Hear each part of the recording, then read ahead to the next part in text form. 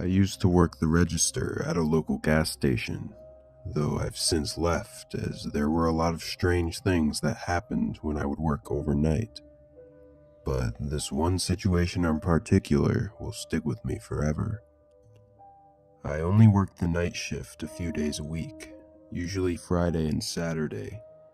My shifts were usually boring and honestly just a game of trying to stay awake. The only thing I really had to do was stock the shelves and occasionally help a customer. I would get a lot of drunk people or families on road trips, and sometimes even whole groups of friends. But for the most part, it was pretty quiet. On this night, it was around 2 a.m., and I hadn't had a customer in over an hour, so I was starting to doze off a little bit. The desk was around the corner from the entrance, and there was a bell on the door that rang when somebody walked in, so usually falling asleep wasn't too big of a deal. I woke up after a few minutes, hearing the bell ring, and a few seconds later, saw a customer walk in.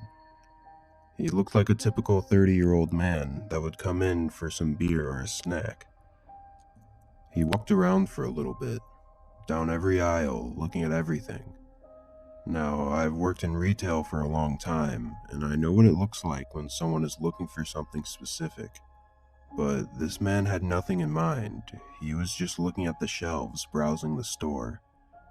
During the day, this is pretty normal, but people don't usually come in at 2 a.m. to browse the gas station shelves. I looked out the window to my left to see if he was filling up his car and was maybe just passing the time, but there were no cars outside. A couple minutes went by before he eventually looked over at me and said thanks, and then walked out. I didn't know what to make of that, but I just figured he stole something small and was just being a dick about it. The whole situation left my mind after a few minutes, and I started to get really tired again. This time, I decided to grab my cart of items to stock and start filling up the shelves to pass the time. I'm not really sure how long I was stocking for, maybe 20 minutes, before I saw a man show up at the end of the aisle I was stocking. It made me jump a little, as I never heard the door ring. This guy was wearing a large hoodie and dark clothes. I pretty much knew right away that something was very off. The man continued down to the back of the store, and I immediately went back to behind the counter. I tried not to stare, but I noticed that as he walked down the aisles, he wasn't looking for anything. He was just browsing. It clicked in my head immediately that this was the same guy from just a little bit ago, but he had changed clothes for some reason. I also came to the realization that he probably came initially to scope out the place before doing whatever he planned on doing. I started to panic in my head. The man began to come down the aisle closest to the counter, and I could see something heavy in his front hoodie pocket. I made a split-second decision to try and prevent any further escalation, and I said, "Welcome back, sir. Need help finding anything?" He made eye contact with me, and I could tell he knew exactly what I was trying to do. He approached the counter, not saying a word, and brought his hand out of his pocket, revealing a small handgun. Then he grabbed a small pack of gum from beside the counter and placed it in front of me. He said, "Just this." Confused and in shock as to what was happening, I didn't even react for a few seconds before eventually scanning the gum nervously.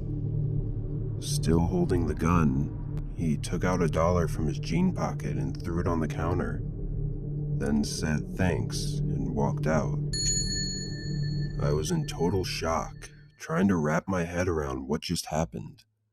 I ended up reporting the situation to the police and calling my manager, who didn't pick up.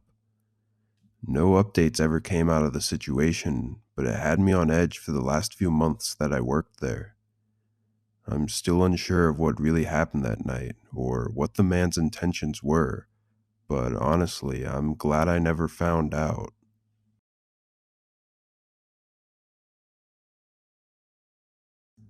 I work as a cybersecurity analyst for a large office company in my town.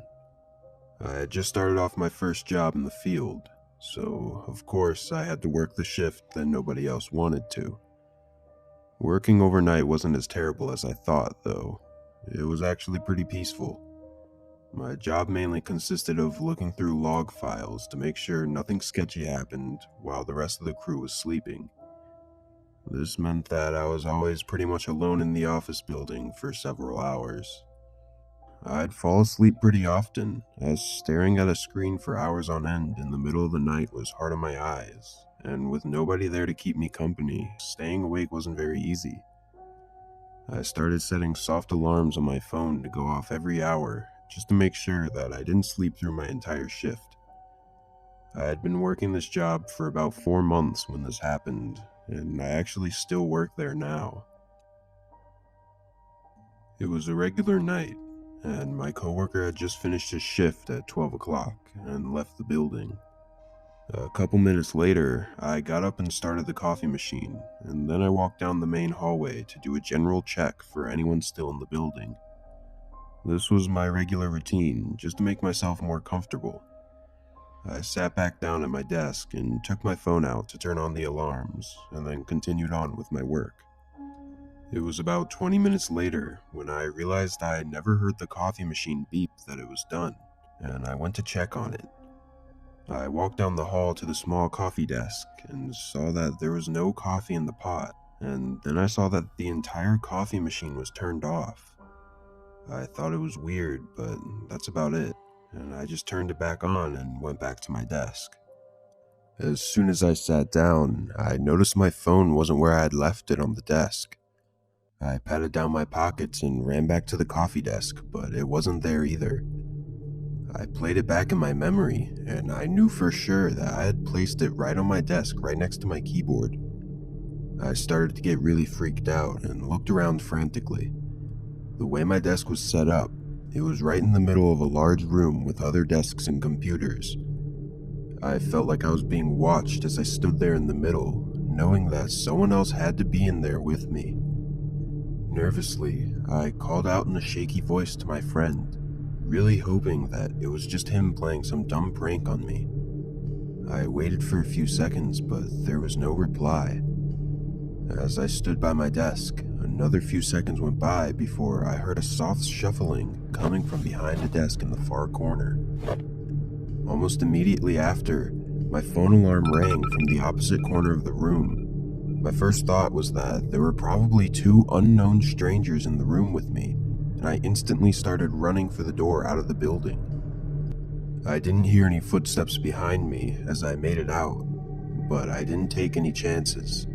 I ran across the street to a neighboring gas station, and I called 911 with their phone to report the unknown people in our office building. The police arrived quicker than I thought and searched the building. They brought out a man after only a few minutes, though I didn't recognize him at all. They also retrieved my phone, which they found behind some boxes in the corner of the office. He was also found with a small knife in his pocket. The next day, we got a lot more information about what really took place.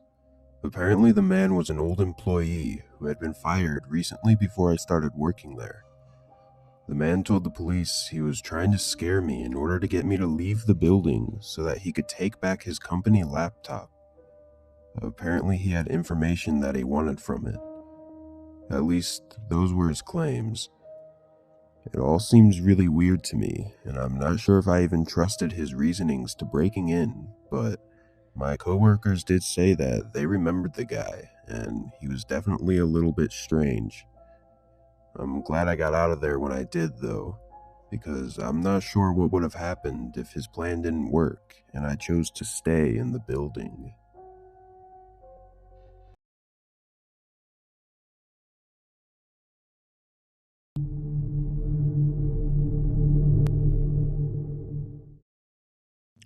I work at a Montessori school, which is basically just a really small school with 3 to 4 very tiny classrooms for children. Where I work, the classrooms are on the lower level of a church, and my job is to clean them every night after the classes. It would only take me around 2 hours to clean all the rooms, but I work the closing shift at a nearby grocery store as well, so I wouldn't get to the school until around 10:30 most nights. Something you should also know is that the church shared a parking lot with an old people's home directly across from it. I will admit, a lot of weird and creepy things have happened at this school, but the weirdest had to be what happened just a couple weeks back. I had just finished cleaning the second room and was beginning to move all of my cleaning supplies to the third room. It was probably around 11:45 at this time, which meant that I was running a little bit behind, so I was trying to rush. As I crossed the hallway to the third room, I hear loud bells echoing throughout the church upstairs. Someone had rung the doorbell.